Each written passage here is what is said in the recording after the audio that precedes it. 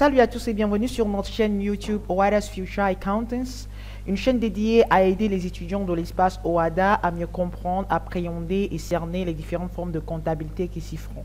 Alors, sur cette chaîne, nous traiterons notamment de la comptabilité générale, de la comptabilité des opérations courantes, des travaux de fin d'exercice, de la comptabilité des sociétés et des autres formes de comptabilité. Donc, pour plus d'informations, je vous invite à aller dans le descriptif de la vidéo, ok, et avoir toutes ces informations, ok, y afférentes.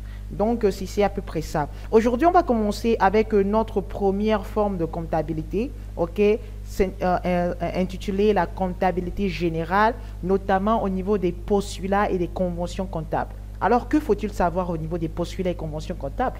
Je me pose la question. Est-ce que tu aimerais le découvrir? Allons le découvrir ensemble après cette introduction.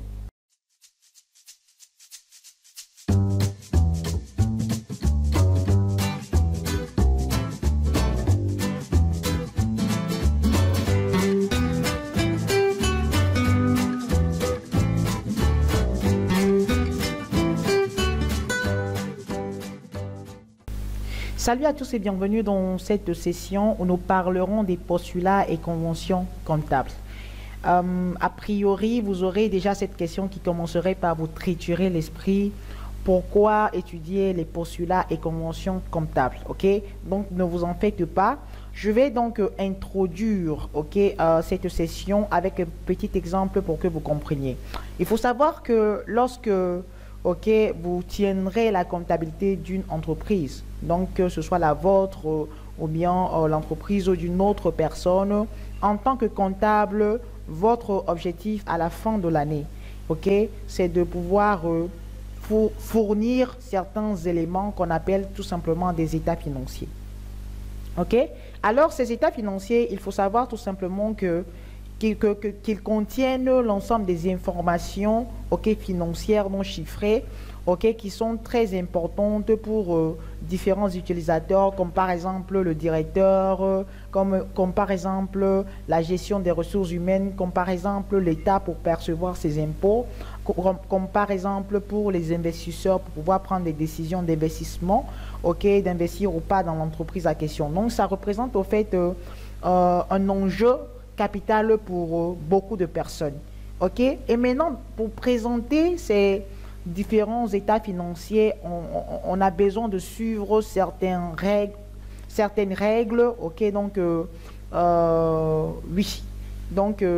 qui sont tout simplement englobées dans ce qu'on appelle les postulats et les conventions comptables.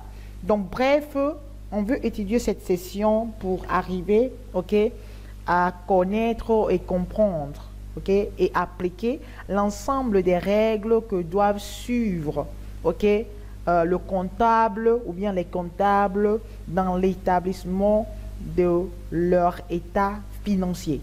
Donc, j'ai déjà défini ce que c'était qu'un état financier. Maintenant, une petite parenthèse, c'est que maintenant, avec le référentiel, le SYSCOADA révisé qu'on a, on n'a que deux manières de tenir la comptabilité d'une entreprise. Soit on peut tenir la comptabilité de l'entreprise en question suivant le système normal. Là, on aura 4 types d'états financiers à présenter qui sont le bilan, le compte de résultat, le tableau des flux de trésorerie et les notes annexes qui sont au nombre de 36. Et maintenant, on pourrait tenir la comptabilité de l'entreprise suivant le système minimal de trésorerie. Et là, dans ce cas, on aurait 3 types d'états financiers à fournir: le bilan, le compte de résultat et les notes annexes. Donc, bref, les postulats et conventions comptables, c'est tout juste pour pouvoir connaître l'ensemble des règles qui seront mises en exergue, mises en évidence et appliquées dans l'établissement de nos différents états financiers. Donc, on va bondir sur le premier point, les postulats et conventions comptables. Bon, les postulats comptables. Et dans cette session, je ne traiterai uniquement que des postulats comptables. Dans une autre vidéo, dans une autre session, on parlera des conventions comptables. Alors, la première question qu'on se posera, c'est qu'est-ce que c'est qu'un postulat? Les postulats, tout simplement, ce sont des principes acceptés sans démonstration, mais cohérents avec les objectifs fixés fixés, ok, tout simplement. Alors, leur rôle, c'est qu'ils permettent de définir le champ d'application du modèle comptable, ok. Maintenant, concernant les conventions, la définition des conventions, il n'y a pas de définition selon la l'AUDCIF, c'est-à-dire l'acte uniforme relatif au droit comptable et à l'information financière. Mais certes, ok, il y a son rôle. Son rôle, c'est tout simplement que les conventions sont destinées à guider le préparateur des comptes dans l'évaluation et la préparation des éléments devant figurer dans les états financiers. Ok, tout simplement, c'est à peu près ça. Maintenant, avant qu'on ne rebondisse sur les postulats, bon, pas avant qu'on ne rebondisse, donc on va rebondir en même temps là-dessus, les postulats comptables, ok, et les conventions comptables. Donc, combien de postulats existent-ils et combien de conventions existent-ils? Dans cette vidéo, je ne vais que parler des postulats, mais je vais quand même citer les postulats et les conventions qui existent, ok? Donc, on a 5 postulats et 5 conventions. Donc, on a le postulat de l'entité, le postulat de la comptabilité d'engagement, le postulat de la permanence des méthodes, le postulat de la spécialisation des exercices et le postulat de la prééminence de la réalité économique sur l'apparence juridique.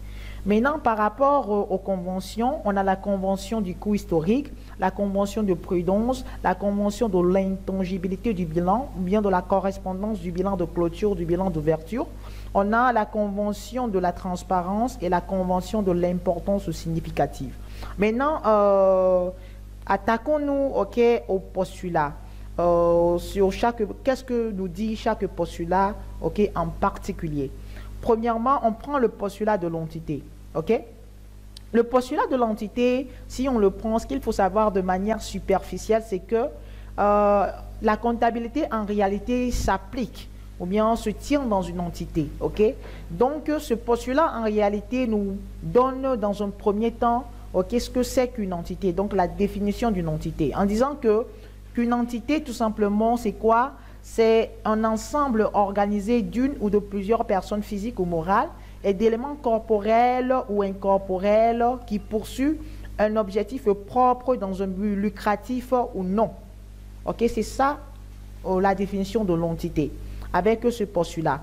Et dans un second temps, ce postulat met en exergue le fait de distinguer le patrimoine de l'entreprise du patrimoine de ses associés ou bien de ses propriétaire ou bien de ses dirigeants. Par exemple, si vous avez une entreprise, et que dans l'entreprise, il y a des ordinateurs, qui servent à travailler, dans l'entreprise, c'est pour l'entreprise. Vous avez acheté ça pour le cadre de l'entreprise. Vous avez acheté des voitures qui vont, travailler dans l'entreprise, ainsi de suite. Ça veut dire tout simplement que les ordinateurs de l'entreprise ne sont pas les vôtres individuellement. Les ordinateurs de l'entreprise appartiennent à l'entreprise et non à vous. Alors là, tout simplement, c'est que l'entreprise est considérée comme étant une personne à part et vous, le propriétaire aussi, étant une personne à part. Maintenant, on continue avec le postulat de la comptabilité d'engagement. Alors que dit ces postulats tout simplement, il nous dit que les effets des transactions et autres événements sont pris en compte dès que ces transactions ou événements se produisent et non pas au moment des encaissements ou paiements. Alors, ce que j'aimerais tout simplement que vous reteniez à ce niveau, c'est que j'avais déjà ouvert une petite parenthèse lorsque je commençais déjà en disant que la comptabilité, avec le nouveau référentiel qu'on a, le SYSCOADA révisé, se tient suivant 2 systèmes, soit suivant le système normal, soit suivant le système minimal de trésorerie. Mais ce qu'il faut retenir à ce niveau, c'est que ce que je vais dire, par la suite, s'applique dans le cas où on tient la comptabilité de l'entreprise suivant le système normal. En tenant la comptabilité de l'entreprise suivant le système normal, ce postulat vient nous dire que quoi? Que par exemple, aujourd'hui, on est le 7 juillet, la date où je suis en train de produire cette vidéo. Si on supposait, par exemple, que vous avez vendu à un client, à un certain montant, et que le client devrait vous régler ou bien vous payer, par exemple, le 10 juillet, cela veut dire que ce postulat vient nous dire tout simplement qu'à la date du 7, il faut que on constate par une écriture comptable que le client là nous devait une telle somme. nous devait une telle somme, ok, à la date du 7 là. Donc, nous doit une somme à la date du 7 là, ok, à la date du 7 juillet. Et lorsque le client payera aussi, on aura à passer l'écriture que le client, à la date du 10, a déjà payé le montant qu'il nous devait, ok. Donc, c'est ce que nous permet de faire ce postulat. Et c'est ce qui va engendrer, ok. Donc, la conséquence, c'est que ça va nous pousser, ok, au niveau de la tenue de la comptabilité, suivant le système normal, à enregistrer les opérations comptables sous deux angles, sous l'angle du flux juridique et sous l'angle du flux financier. Ok, on verra ça par la suite, ok, dans les sessions suivantes. Alors, le troisième postulat, le postulat de la spécialisation des exercices. Ce postulat nous dit tout simplement que la vie de l'entreprise est subdivisée en périodes appelées exercices, ok? La vie de l'entité est subdivisée en périodes appelées exercices, ok? C'est le premier point à retenir. Et donc, vous allez me poser la question, qu'est-ce que c'est qu'un exercice? Tout simplement, en comptabilité, un exercice, c'est la période sur laquelle l'entreprise fait ses opérations. Ok, mais de manière générale, il faut savoir que l'exercice comptable, ça commence du 1er janvier de l'année en question jusqu'au 31 décembre de l'année en question. Bien sûr que cet exercice peut être décalé, surtout au premier, ok, dans la première période de création de l'entité. C'est-à-dire que la période de l'exercice comptable pourrait être inférieure à 12 mois ou bien supérieure à 12 mois. Ok? Maintenant, ce n'est pas fini. Au niveau du postulat de la spécialisation des exercices, on sait a priori que la vie de l'exercice, la vie de l'entreprise, excusez-moi, autant pour moi bien sûr, est subdivisée en périodes appelées exercices. Et maintenant, il nous dit dans son article 59 de l'AUDCIF que le résultat de l'exercice est indépendant de celui qui le précède et de celui qui le suit. Ça veut dire qu'au niveau du postulat de la spécialisation des exercices, ce postulat nous pousse, ok, à faire quoi? À dire que l'exercice de 2019, ça veut dire que la période de 2019, c'est-à-dire le 1er janvier jusqu'au 31 décembre 2019, est différent de l'exercice de 2020, c'est-à-dire du 1er janvier 2020 jusqu'au 31 décembre 2020. Et que par conséquent, ok, je poursuis, je dis, pour sa détermination, on dit le résultat de chaque exercice est indépendant de celui qui le précède et de celui qui le suit. Ok, c'est tout simplement le bénéfice, ok, réalisé par exemple en exercice 2019 est différent du bénéfice, ok, qu'on va réaliser en exercice 2020. Ok, maintenant pour sa détermination, d'une manière très simple, pour la détermination du bénéfice, il convient de lui imputer tous les événements et toutes les opérations qui lui sont propres, et ceux-là seulement. Ça veut dire que pour la détermination du résultat de l'exercice 2019, il faut tout simplement imputer à l'exercice-là tous les éléments, ok, les produits et les charges, ok, se rapportant à cet exercice.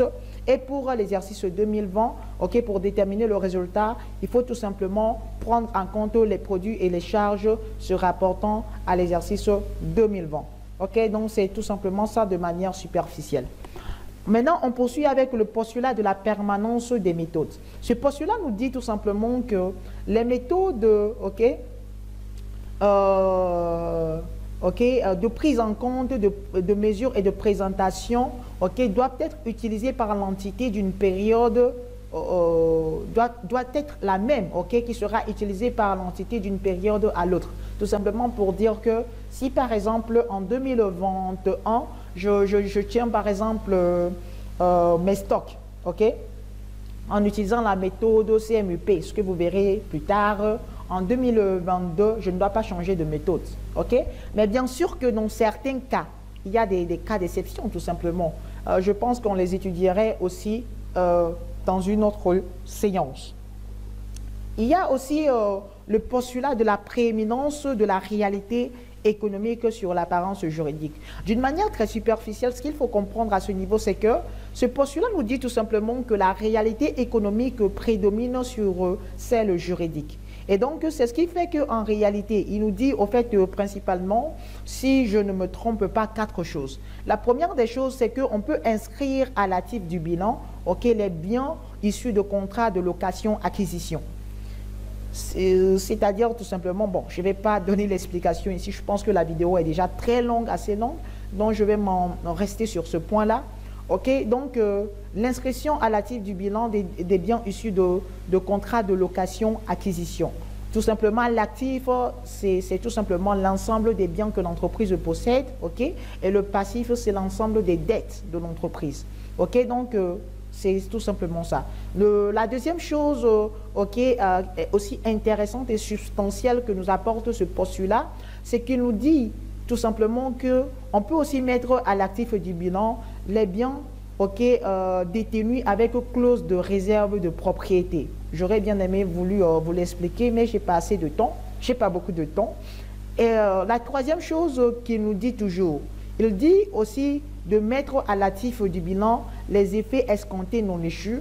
Et la dernière des choses qu'il nous dit, c'est tout simplement aussi de mettre ok, les charges du personnel dans les charges du personnel intérimaire dans les charges du personnel. Ok, donc c'est ce que nous permet de faire le postulat de la prééminence de la réalité économique sur l'apparence juridique. Après, bon, je pourrais vous expliquer par la suite chaque détail, bon, chaque point pour que vous compreniez très très bien. Alors, on est arrivé au terme de cette session. Rendez-vous pour la prochaine séance. Et n'oubliez surtout pas d'aller dans le descriptif de la vidéo. Ok, vous allez voir le lien WhatsApp, vous entrez dedans, vous cliquez dessus. Cela vous renverra vers mon groupe WhatsApp pour que vous puissiez avoir ce document déjà avec lequel je suis en train de vous présenter tout ce que je vous fais. C'est un document qui, j'y ai un peu résumé le cours en donnant des exemples. Il y a des exercices corrigés avec des explications. Donc, on se retrouve pour la prochaine séance et on se dit pour l'instant, ciao.